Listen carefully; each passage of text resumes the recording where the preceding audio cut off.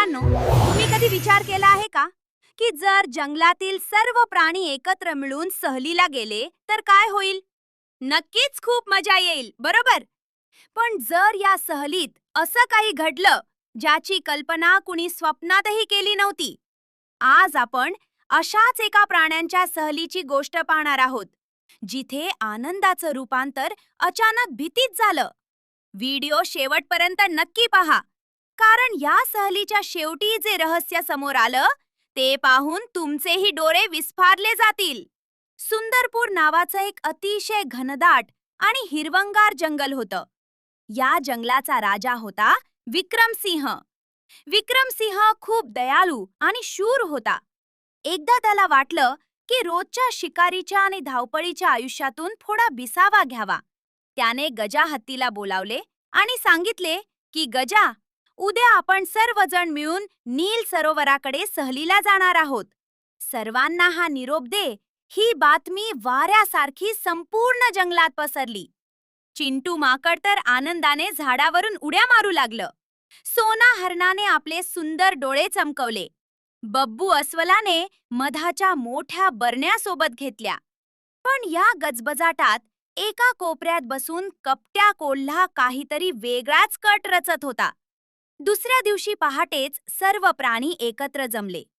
गजा हत्तीच्या पाठीवर छोटी छोटी पिल्लं बसली होती.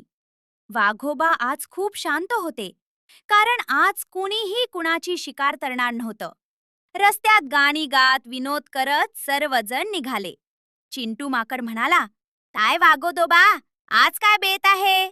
चुकून मला गाजर समजून खाणार तर नाही ना? वाघ हसून म्हणाला, नाही रे चिंटू, आज फक्त मज्जा करायची. पण तू जर जास्त उड्या मारल्यास तर तुला नदीत नक्कीच फेकून देईन.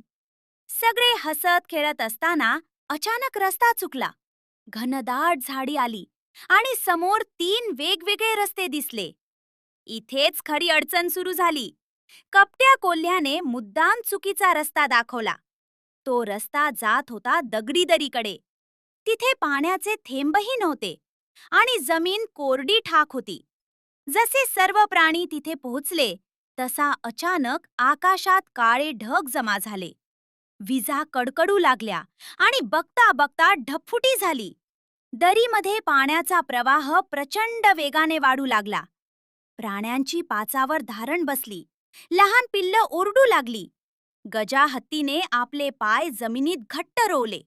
पण पाण्याचा जोर इतका होता की तोही डगमगू लागला.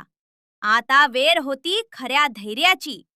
विक्रमसिंहाने गर्जना केली आणि ओरडून सांगितले की घाबरू नका, आपण एकमेकांचा हात धरून साखळी बनवूया.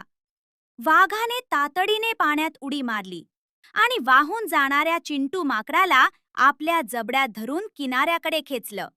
सर्व प्राण्यांनी मिळून एक मोठी साखळी तयार केली. कपट्या कोल्हा स्वतःच्याच रचलेल्या जाळ्यात अडकला होता. तो पाण्यात वाहून जात असताना विक्रमसिंहाने आपल्या शक्तीचा वापर करून त्यालाही वाचवलं. त्या दिवशी कोल्ह्याला आपली चूक उमजली आणि त्याचे डोळे भरून आले. रात्रभर पाऊस पडत होता, पण सर्व प्राणी एकमेकांना चिकटून उबदारपणे एका गुहेत बसले होते.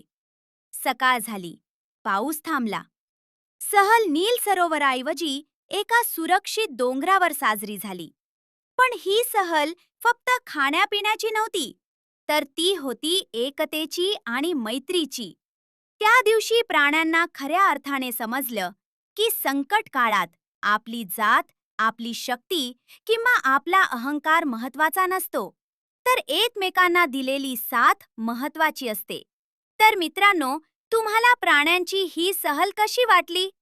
संकट काळात तुम्ही तुमच्या मित्रांना कशी मदत करता ते आम्हाला नक्की सांगा. जर तुम्हाला ही गोष्ट आवडली असेल तर लाईक करा आणि अशाच आणखी गोष्टींसाठी आपल्या चॅनलला नक्की भेट द्या. पुढच्या भागात आपण एका नवीन रहस्याचा उलगडा करणार आहोत. तोपर्यंत पाहत रहा आमचे व्हिडिओ आणि जोडलेले रहा.